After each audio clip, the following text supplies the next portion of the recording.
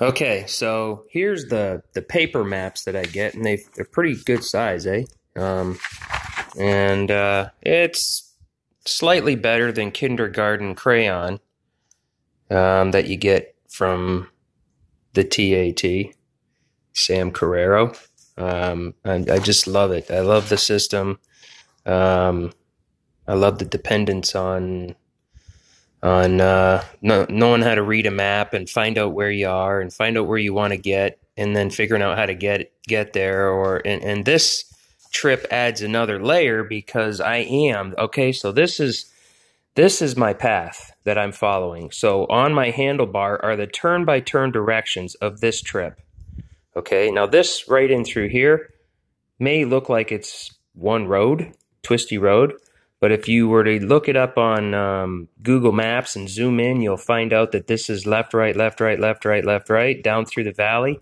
And all of this is national forest. This area well, this one is Virginia, so this would be Jefferson and George Washington National Forests, maybe even Monongahela, I think, is up there.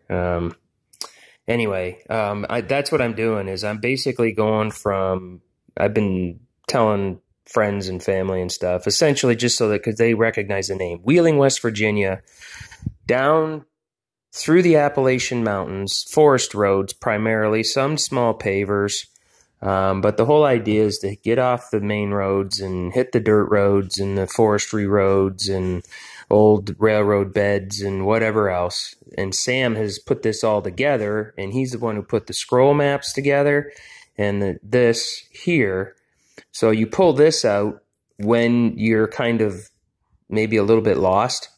You can kind of pull this out and scroll your map back, your directions back on your handlebar. Once you figure out where you're at, go back to that point, reset everything, and then just continue from that point forward.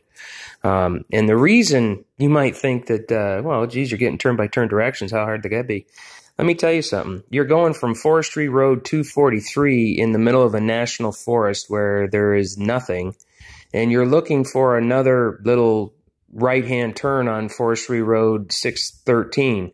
And it looks like it's just a twin track or maybe a slight gravel road, but if it comes in on an angle while you're driving and you're paying attention to so many things and concentrating on the terrain that you're riding on so that you're not wiping out or anything. You're avoiding obstacles in the road, rocks, logs, sticks, animals, potholes, you name it.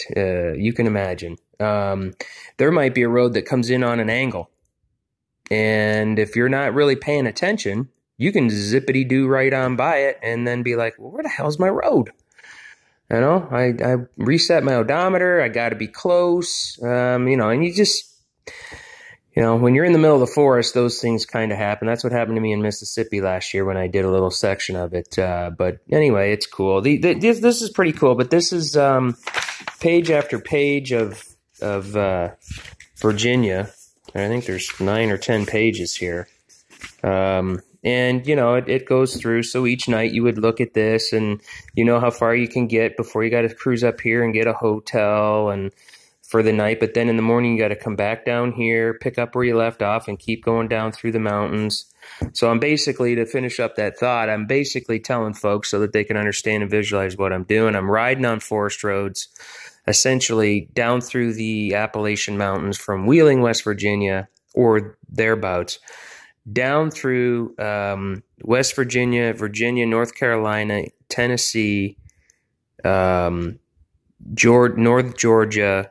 Actually, he's changed the map or the route now. It actually tickles into eastern Alabama for about 10 minutes, back into North Georgia, up around Chattanooga, and then it goes straight across Tennessee.